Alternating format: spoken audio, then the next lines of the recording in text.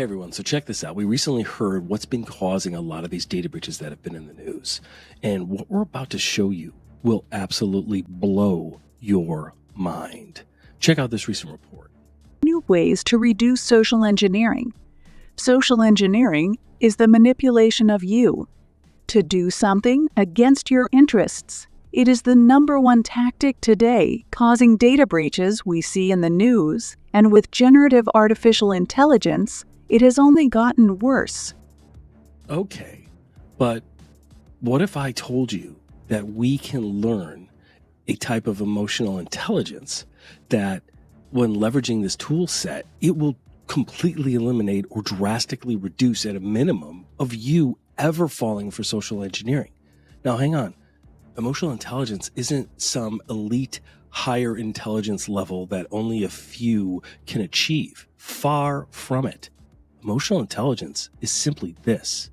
It's the ability to manage both your emotions and to understand the emotions of the people around you. And it can be learned and it can be trained, and it's pretty easy to understand.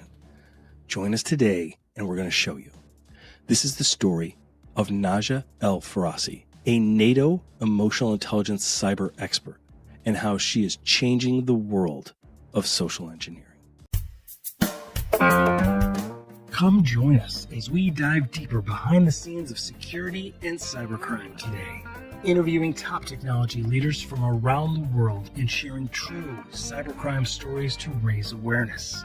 From the creators of Vigilance, the newest global technology newsletter, translating cyber news into business language we all understand. So please help us keep this going by subscribing for free to our YouTube channel and downloading our podcast episodes on Apple and Spotify so we can continue to bring you more of what matters. This is Cybercrime Junkies, and now the show.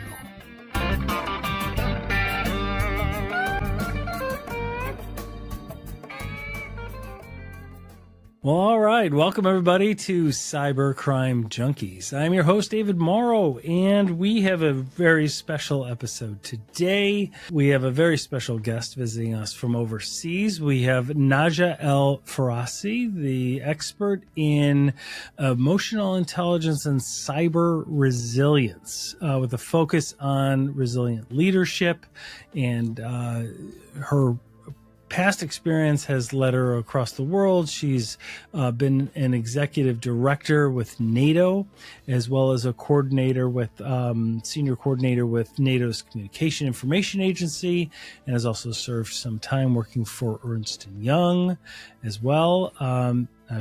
Welcome to the studio. Thank you very much, David and Mark, for having me. It's very exciting to join from Brussels, the New York of Belgium.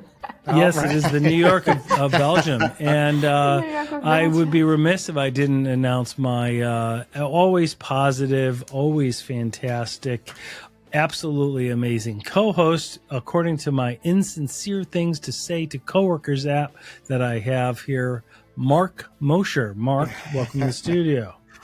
This is going to be exciting, David. I think we found a guest after 100+ episodes that is more passionate about this subject than you and I combined. I'm telling you, this is going to be great. I'm telling you, you guys better buckle up. This is going to be a good one. Yes, I am passionate. Tell us about your time at NATO. Yes, sure. So I'm a bit of a bad example of a student. I was 20 years old, and I was studying in the Hague University, European Studies. And the Hague is a university in the Mark. Netherlands. I just have to explain this to Mark. So these are schools of higher learning, Mark. So I just want you to be aware of that. Okay, go ahead. Apologize. And that's where my journey in NATO began, 2001. And I went from 5 years in southern France, then to working in The Hague. And we were responsible for the interoperability systems between the several nations to make sure that they connect and speak the same language when it comes to coordinating missile defense activities. Wow. So it's a long introduction. You've done a lot of cool stuff. Wow. Yes, yeah. You keyed on one thing that I really like. Yeah, very similar to our reads much like my backgrounds. resume, right? It looks just Yeah, like I was just going to say. Yeah, I was looking at Mark's. I didn't see the Hague on there. Maybe you missed the Hague. I don't know. I just left that off. He is in Louisville. You are in Louisville, Kentucky, which is the which is the New York of Kentucky. Yes, you are there. So very similar to Brussels. Yes, very similar. Yes, you've got Minus all that. the cool stuff. That's outstanding. I love it. Well, you touched on something that's really near and dear to me as well when you mentioned, it's a behavioral change, right? Like it's cybersecurity is not just, it's not about technology anymore. It's not about wires and lights and how we defend against, some brute force attack. It's a cultural change. It's a behavioral change. There's so much more involved now.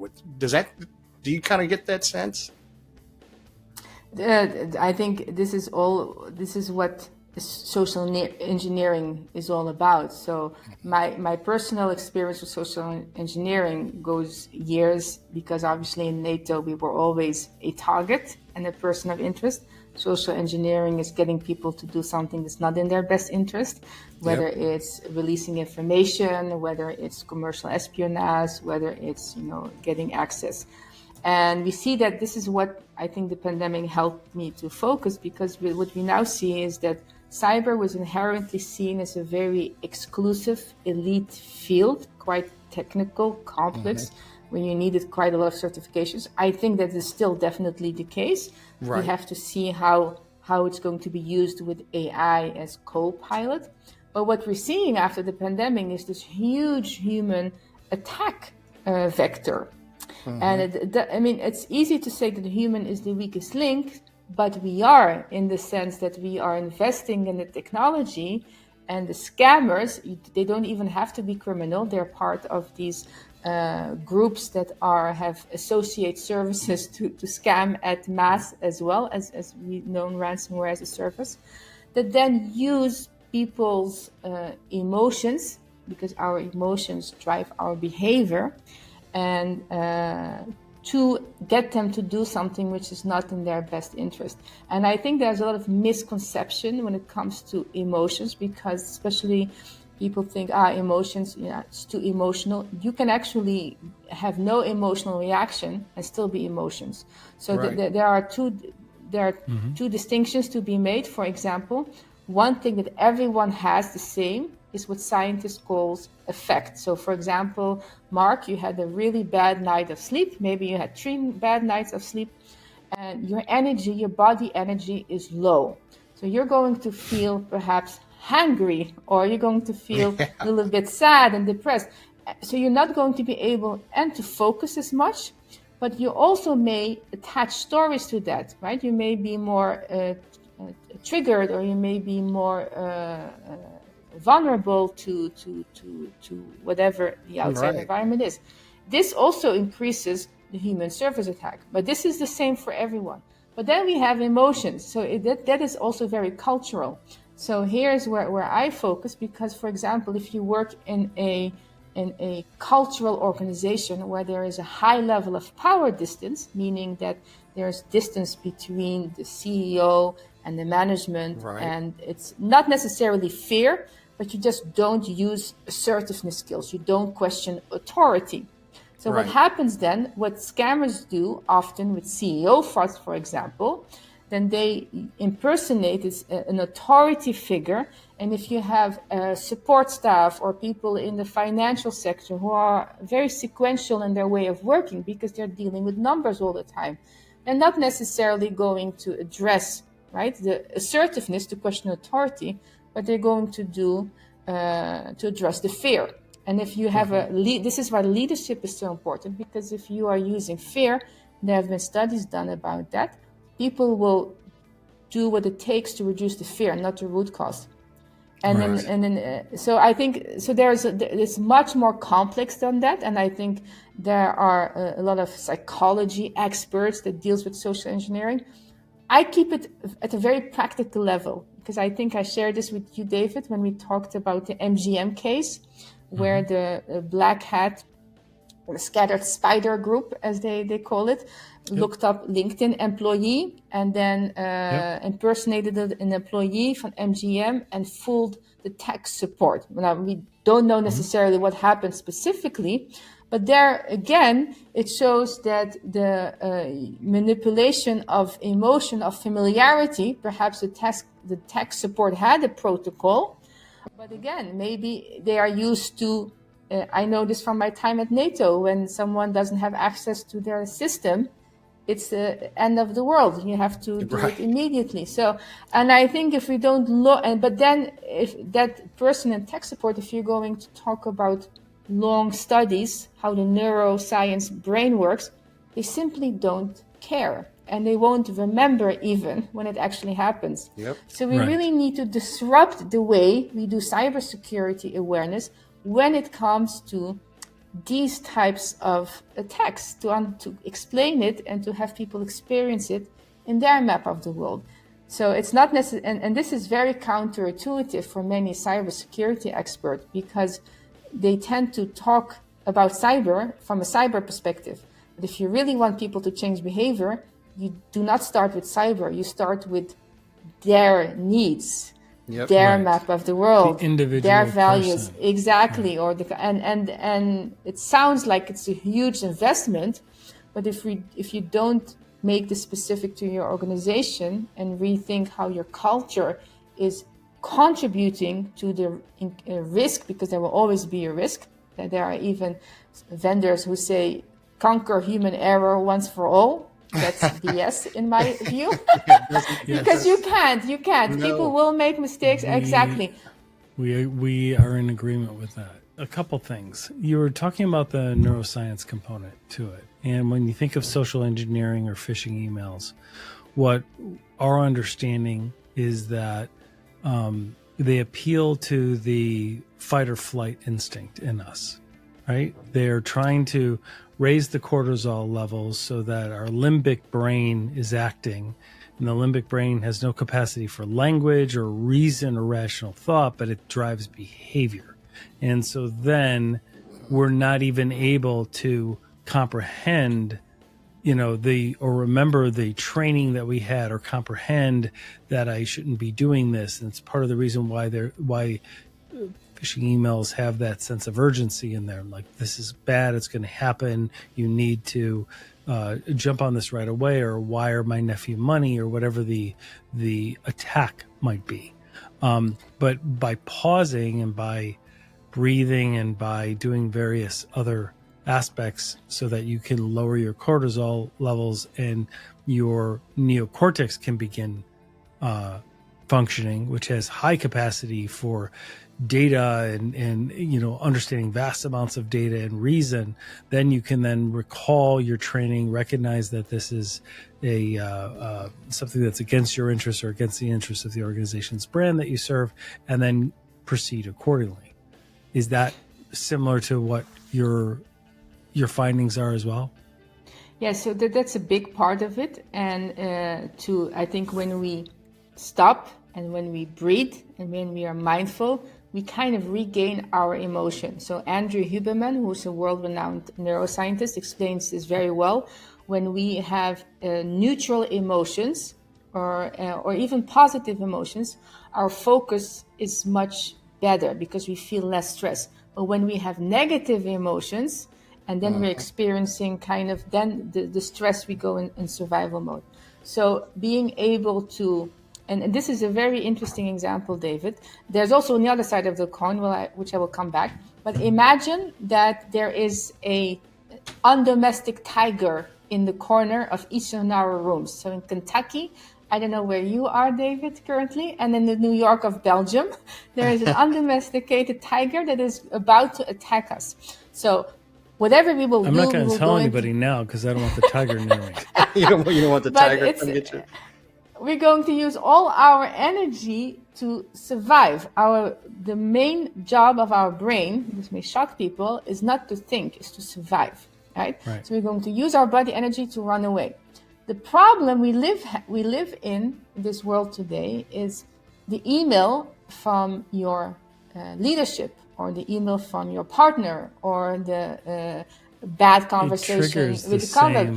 It triggers the same stress response. Now, can you imagine if you are constantly having this, what I call, or what experts call, emotional carryover, you are going then to fall into chronic stress, and then your focus levels are less diminished. So you have to, stress in itself is not bad because it gets us into action, but we have to be able to distinguish between a false sense of fear, which criminals and scammers use. For example, we saw this with COVID, we see this with tech layoffs, and I mean, I get loads of emails about job opportunities.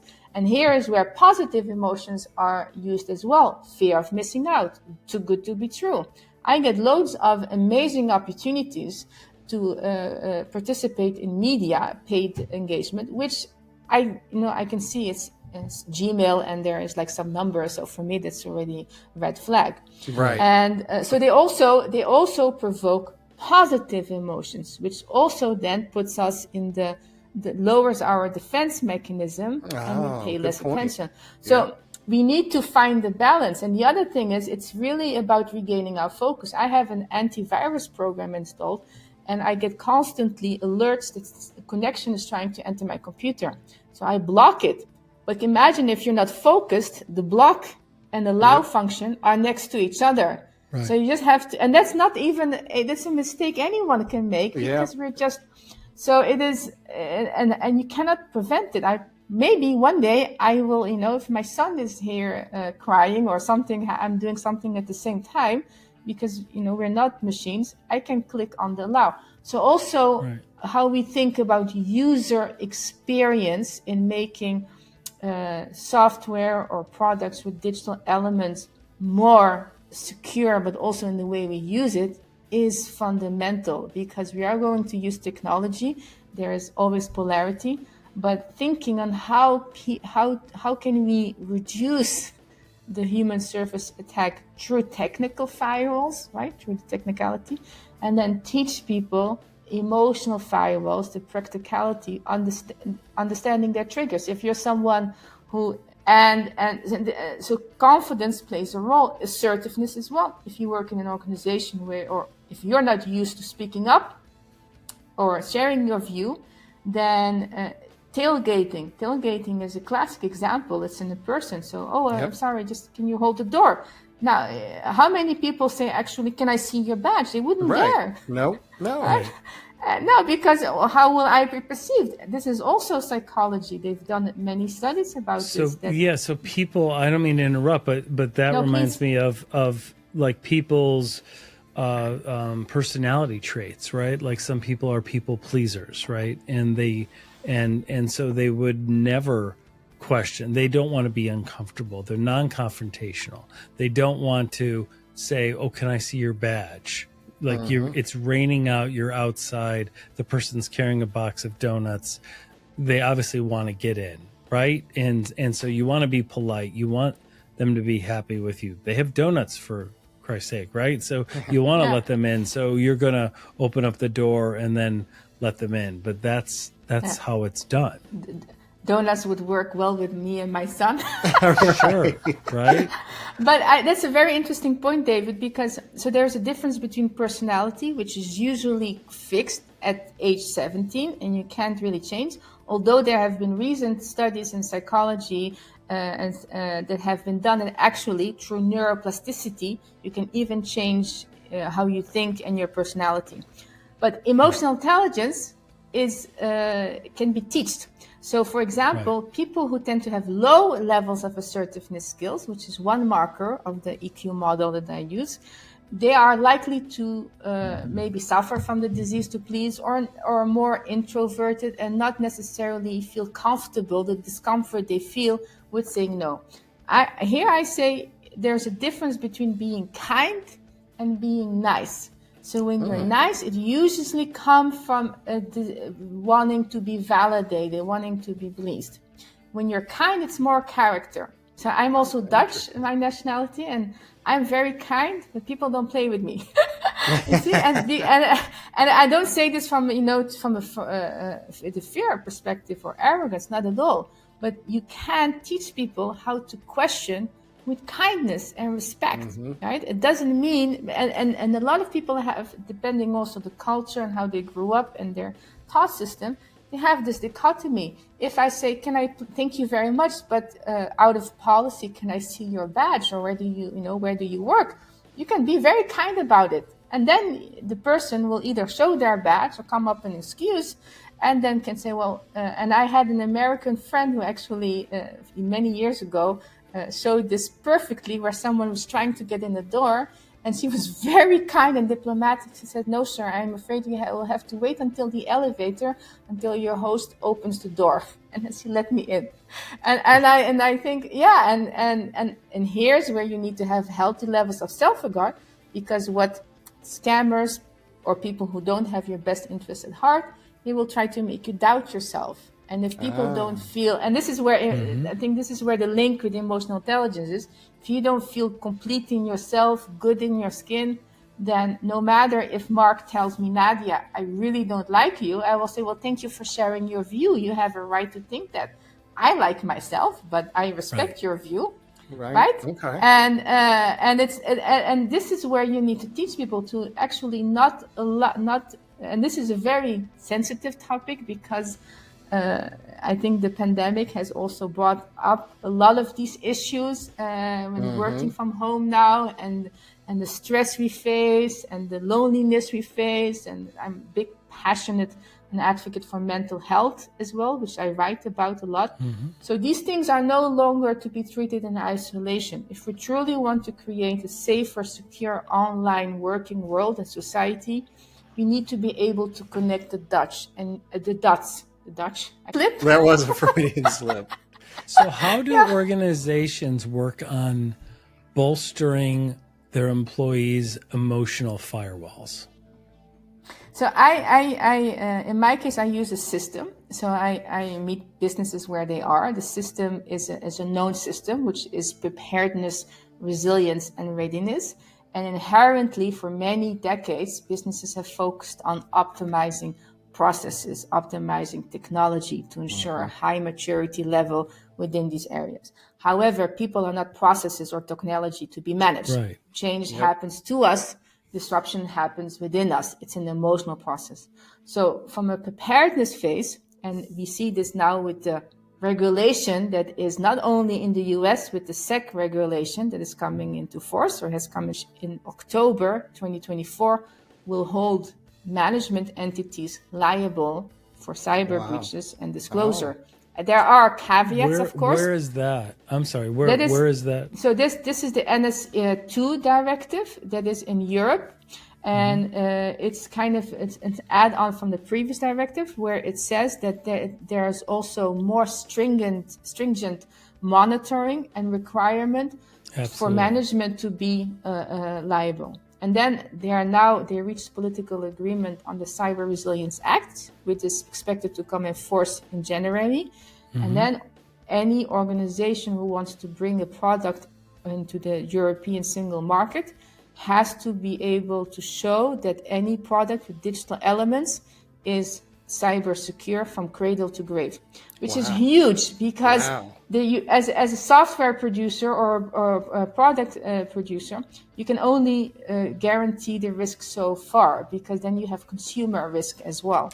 Right. Will that? Can I ask? Will that involve software makers and SaaS program makers having SBOMs, like having software bill of materials, kind of like in a cereal box, like the ingredients?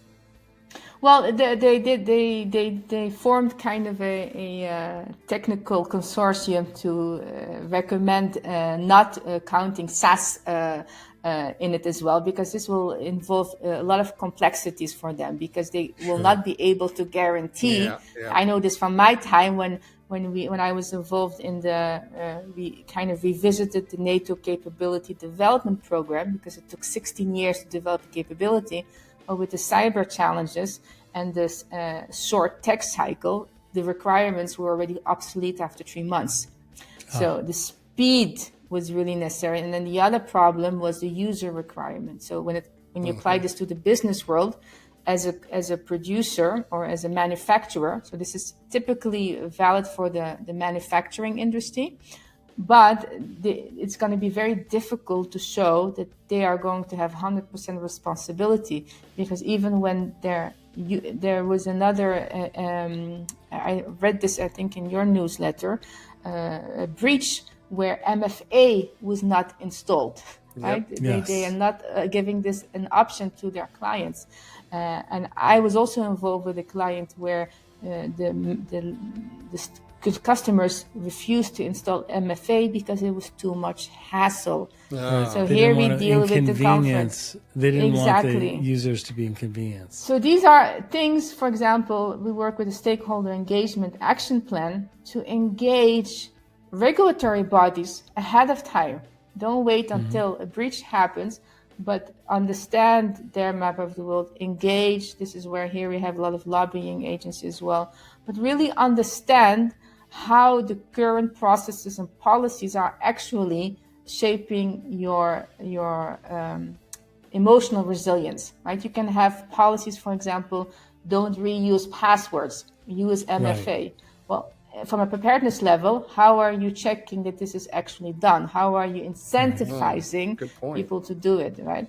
Exactly. And then the resilience is the cultural. How are you building a culture where fear is replaced with incentive, with transparency, where people celebrate See when they say something, right? Where exactly. you encourage you reward employees for bringing up anomalies and things that they see, behavior, things like that. Yeah, and when they do make a mistake, this is a huge problem for businesses to report it immediately without feeling stupid or judged or disciplined. Right. So to have a system in place that actually celebrates. There are even some CISOs who celebrate, and it sounds counterintuitive, but we all know from a security or an IT perspective, the earlier an anomaly is reported, the much better damage control and containment organizations can implement. And then from a readiness phase is actually with combined preparedness and resilience, how ready are you to actually face? Because there will always be known risks, so risks that the company already knows how to do, roles and responsibility, how people will act. Even if you have a kill switch, for example, it still comes with a lot of pain of business disruption, pain of recovery cost, pain of still the data that you have lost. So really understanding how well are you. I like to use this example that was used in the Harvard Business Review.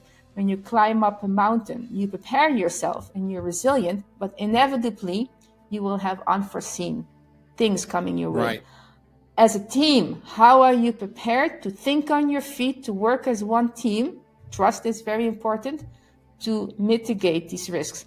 And from a psychology perspective, our brain is quite geared in dealing with risks as they come if we stay present in the moment. And I'm not talking about woo-woo presence, I'm talking about focus, right? Because when you are facing a lot of challenges and pressure, and if you're someone who has low levels of stress tolerance, you're going to project in the worst case scenario, you're going to stress out, you're going to stress everyone around you, you're losing your focus, your brain won't be able to come up with, this is where we go into stress or flight mode. So these are all, this is an interesting and proven system. Yeah, so it's a known framework. Dr. David Chatterjee also wrote a book about it, but I use it more, I didn't invent a framework, I just use it as a model where I use the emotional intelligence model that I use to fuel the emotional resilience in all of these areas. So how well are your processes going to be implemented? How well prepared are you to reduce the risk as well? And not only, a very important part of preparedness is reducing the human service attack, is teaching people about emotional firewalls, teaching people about how not to get scammed through emotional self-awareness, to understand, and doing this in a safe space. So understanding that, okay, I know these are my triggers, I know are my blind spots, so I am more susceptible to these kinds of scams. So I know that now in advance, how can I prepare myself? How can I feel the fear, but not as intense as if someone would pressure me. So these are all the things that are quite uncomfortable for businesses, right? But when I use scenarios and in a very fun way, people then move from awareness, because you can perceive something as an issue. It doesn't mean necessarily that you understand it, but that you're going to act on it to do something different. So the efforts are always geared to raising awareness, moving to understanding, and giving the tools to implement that understanding to do something differently that is more cyber hygiene. Absolutely. And it's directly related to best practices of cybersecurity today, because so many of the breaches are caused by human error, right? Or human interaction, right? Whether it's intentional or it's negligent. And so addressing these emotional firewalls within people and having that model helps both the external threats from actors and also insider threats for organizations. Exactly. And one thing I wanted to mention as well, when you look at the Uber data breach in 2016, and Sullivan spoke up recently in an article, and he was just at Black Hat Europe, right? Speaking about how he didn't do anything wrong, and he kind of had to kind of say he had to bring it to everybody's attention. Well, this is where he spoke about transparency, but again, there may be some truth, or we will never know, because we are outsiders. I mean, we all know how it goes, and I think that there's also legitimacy to keep some, brand reputation. But I think when we look at it, what are the lessons learned? Now, from a preparedness perspective, here, when we look at incident response plan, it's often seen at the lower level, at the technical level, right? People have to know what to do, etc. When you look at crisis management plans, it's also seen as, I don't have time for this because I'm dealing with my crises anyway. So when we do have these tabletop exercises, they're not really engaged. But here again, we see a classical example where even if processes were followed, and according to Sullivan, that he did report to the CEO and other relevant stakeholders within the organization to enhance transparency, it didn't necessarily prevent or reduce the breach. So this is something where the leadership, this is where I also work with C-suite, is to create a less siloed based approach. And I don't necessarily start with cybersecurity at all, but really create a better alignment between them to understand, what are their bottlenecks. Because when they are closer and when they work well together, then you have what happens when we take off our labels, our identity. Then I will see Mark as Mark, not as an expert, or David as David, not as the the crimes junkie podcast. So I see you as an actual human being who I trust. We have a connection, a relationship. And then when S hits the fan, we trust each other. We don't necessarily have to, and this is a really important point, because often we think, emotional intelligence is all about touchy feeling. We have to like each other. Some of the people I trusted the most are the people I disliked. I like the least, actually. But I trusted. I trusted them 100%, and I would want to be in a crisis with them, even if I didn't like them, than with someone I liked, because I knew that they did not have the emotional backbone or the sound decision-making skills to do what is right in case of pressure. But I did know the other person, who I didn't necessarily like, would, have people's back and would be very calm, collected, cool in times of pressure. And this is how we want to see this as well. It's not necessarily, you want to have leaders that people trust, right? You have to work well together, obviously, and respect is important. I think constructive conflict is important as well. Resilience as well, not to take everything so personal. But you want to be able to trust it, that if something happens, that they know what to do, and then you don't have to explain, because during a crisis, we all know you don't have time to explain what you're going to do. You have to make quick decisions, but you can train yourself And you have to have these uncomfortable discussions and sort out any issues you have between each other before something happens, right? Yep, And you can true. do this in many ways, through training, through facilitation, through individual coaching as well. Often the real work starts when people are reflecting by themselves. Yep. Can this be tied to other approaches towards security awareness? You know, there's test phishing platforms out there that tactically are very useful because you can kind of get a baseline, then you can show over time people are actually physically clicking less. But this component is so important. And I know that you're working on a platform to evaluate, security awareness. Can you share some information on that? Yeah, so I just released currently, and this is part of my vision. So my vision is to actually build with partners an emotional firewalls academy, where we basically have all these, the technology, the immersive technology integrated in scenario. Because how do people change behavior? We have to use our senses, right? This is when we feel the intensity of the emotion in a safe space. When it actually happens in real life, we're much better prepared. Technique is used for firefighting, for training pilots, for training for sales. surgeons. We do role practice. Exactly. So it's really understanding to stay, for example, how do you deal with a difficult customer, to understand that your emotions are not going to get the best out of you. So I've now developed a standalone online course that is fraud prevention, which has social engineering and phishing scenarios in, but it really focuses on the human behavior. So I definitely see a potential and opportunity to work to integrate this when people do, when you have these phishing simulations, so you have I think the phishing simulations are good in a sense to give you situational awareness, but they may not necessarily be the best tool to drive and incentivize behavioral change. Right? So you can use that data to see which specific phishing type or how people's behavior, time of the day, etc. To have more data than to design scenarios using emotional intelligence to train people. And what is interesting about emotional intelligence is people like it because not necessarily they like it because they will be more cyber hygiene, but they will be happier. Because emotional intelligence is basically better understanding ourselves so we can feel less stress, more focus, better relationships, more, higher quality of life at work.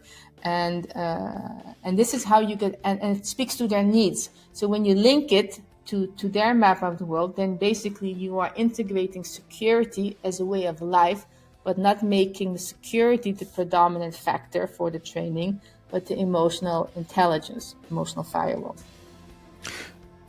That's absolutely fascinating. So you mentioned in some of your emotional firewall work, you pointed out like PwC's Global Economic Crime and Fraud Survey, the recent one from just earlier this year, late last year.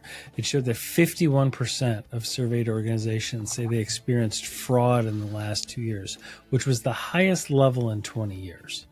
So what does that indicate? Like in cybersecurity, we talk all the time about these data breaches, but we don't always talk about the amount of fraud that goes on, right? The inside fraud, the personal, the direct criminal to consumer fraud.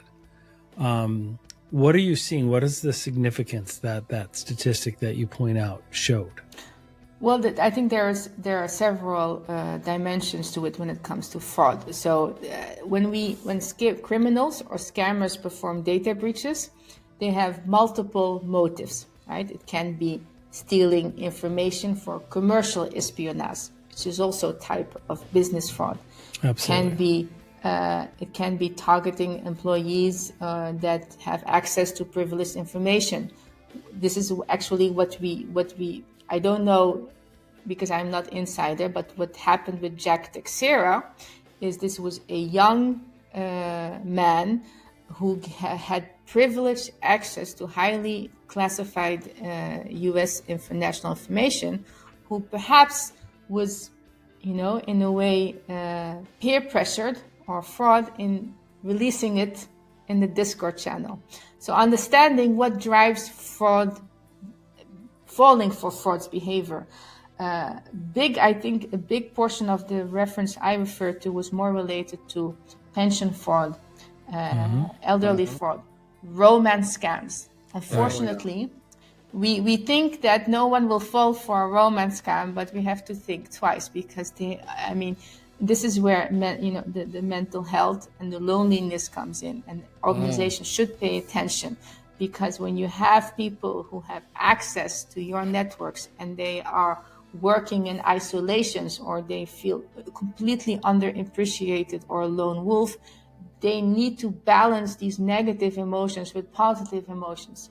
So they need to, as people, we seek pleasure and avoid pain as a general rule. So these scammers who perform fraud in the form of romance scams are feeding in the pleasure, even if it's not falling in love, but it's escaping our reality of pain, discomfort. Right? And we are living in a societal pivotal moment in our era, where there's a lot of things happening simultaneously. So it is easier to escape the feelings of discomfort, right? To the feelings. That's why we are on social media. That's why we project. That's why we numb. That's why, there are so many things. And fraud is playing an important part in this, because they are very much trained to make money out of people's misery. Right? Absolutely. So I'm not necessarily talking about fraud that happens within companies, because apparently I read an article where in a hospital, a former healthcare executive committed fraud by staging data breaches and then getting paid himself. He ran his own, security Yep. company, and he was I staging know, breaches. it's like, exactly. It's like, that's very, bold. Yeah, that really crossed the line. Hey, as we wrap up, and I'm so sorry, we're at the top of the hour, and we will definitely have you on again. Oh yeah, I wrote down I think it'll be interesting. Yeah, I think it'll be interesting to have you on with some of the international panel that we've had on, like Carla Brada and people that head up the think tank that we're part of. What's on your agenda next? When do you plan to roll this out? What's on the horizon for you? So it's already finished. So I'm actually now in the stage of, because I do mostly consulting. So now I'm looking to kind of bring it into market, and also look for partnership on how to develop this further with organizations who have kind of the funding and the technology to combine it. Because I have the course also to give the foundation, also do customized design, but I think companies have the technology already. But now you need to scale it. You need exactly. to scale it. Yep. Yeah, so there's and scale it, but also to work with companies who already have the technology or have the learning management systems, and then help them integrate. So the emotional firewalls is a toolkit. So you can actually integrate it in your existing security awareness training as well. When you are doing a phishing simulation, for example, to really help people understand, not only saying, well, make sure you think before you click, which is easy to say. But when you are having so much on your plate and you are getting a link, how many times do we click? And like I said, we don't even think about it. Yep. Or when you are at home and both parents are working and the kids are a teen, we all know how, my son is not a teenager yet, but he can be very persuasive. They are also at risk for data breaches, etc. So, the emotional should be integrated in how do we communicate security awareness, and how do we make it fun as well, to understand the other side of the dark side of emotional intelligence, and how criminals and scammers are using it to empower people and to redefine leadership, to actually create a safe space so people feel empowered to be more assertive, to be more attentive, and to better understand their blind spots and what could make them a high vulnerability target. Excellent. Well, thank you so much, Nadja El Fertasi. We will have links to your LinkedIn for them to follow you and other information so that they can get in touch with you. And we thank you so much for your insight. Yeah, Thanks for all that you've done. And that was really this has been good. Fantastic.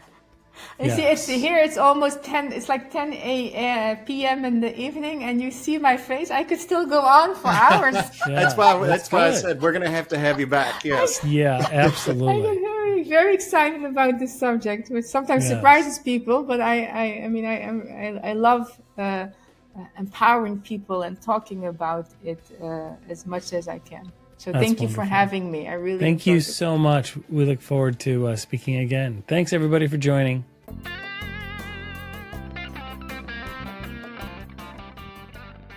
Well, that wraps this up. Thanks for joining, everybody. Hope you got value out of digging deeper behind the scenes of security and cybercrime today.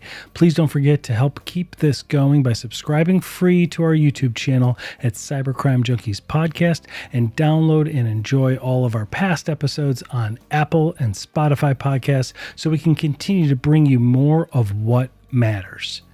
This is Cybercrime Junkies.